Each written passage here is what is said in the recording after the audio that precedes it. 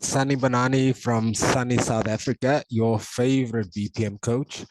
Today, just talking quickly about business process improvement. You guys are mapping your processes. There's life after process mapping. So business process improvement is the real reason why you're actually documenting your business processes. Right, so here's a few steps. Obviously, you will always start with your as is state. So here we have a fictitious company, we have a customer, we have an order fulfillment clerk, and we have a warehouse clerk at the bottom. So let's assume your process starts this way. So your customer request a product via email. They want a dress, they want a blue dress, they want it in a medium size, and they know that particular type of dress based on the product you're advertising. Your order fulfillment clerk receives this email. They now have to download the email and they have to verify this request. Exactly what does the customer want. They then have to log on to their ABC system to confirm whether the product is available. Then they have to send an email to the customer to say, yes, the product is available. The customer then has to confirm their order and they make a payment. So we send them a mechanism to make a payment. The order clerk then receives this order and the proof of payment. They capture the order details on the system.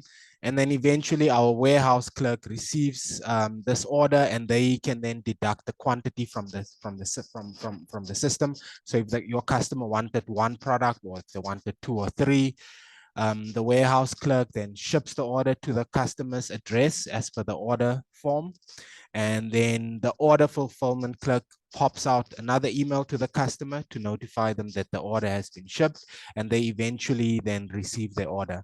What is wrong with this process? So this process is okay if you're a one-man show, but obviously for businesses, for modern day large businesses, medium-sized businesses, this is just too archaic.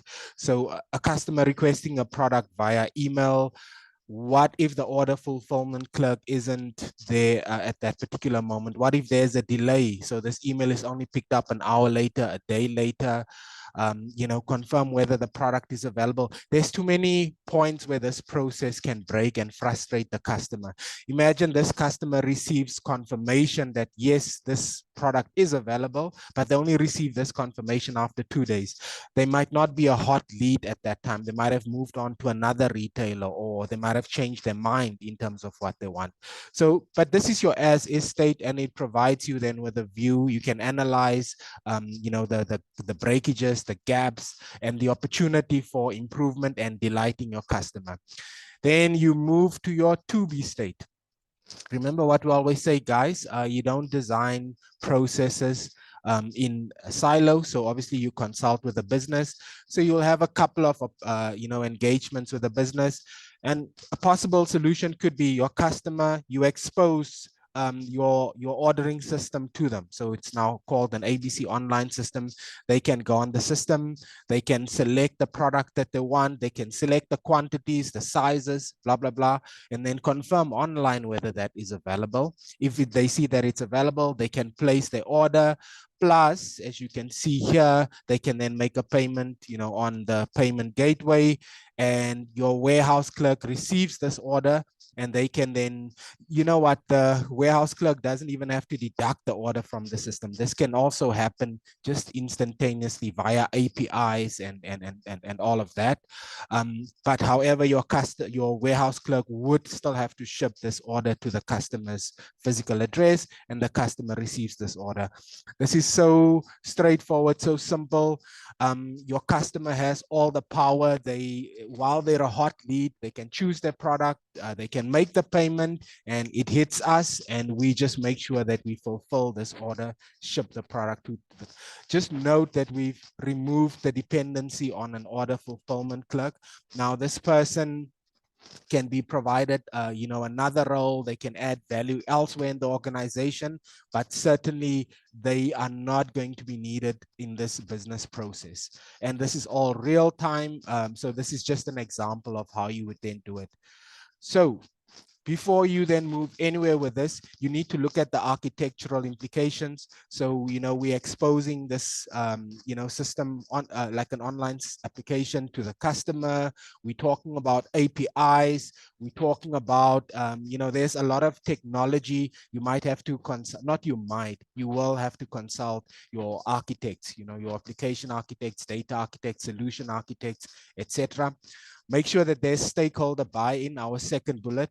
Make sure that there's stakeholder buy-in. There could be other alternatives. I'm just giving you a simple example on how you typically do this. Make sure that you write a business case that will show what the opportunity is. Your current process, the service levels could be, not too desirable. You quantify that. You quantify, the losses if, your customers are not, if the orders are not fulfilled on a timely, basis, etc. And you quantify as well the opportunity, how you're going to certainly delight your customer with this sort of process, but what is the opportunity? What are the benefits? Do that over a 5-year period. If you usually business cases project over 5 years. Select the right implementation partners.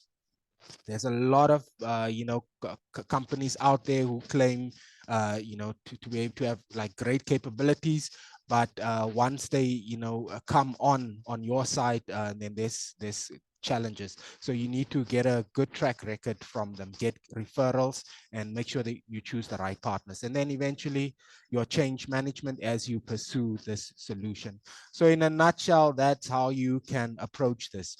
Remember the thing with business process management, the ultimate goal is to improve the processes of the organizations, greater revenue, greater efficiencies, greater throughput, higher customer service levels.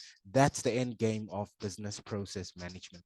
Thank you guys, and I hope you implement. And any questions, just hit us an email. Thank you. Bye-bye.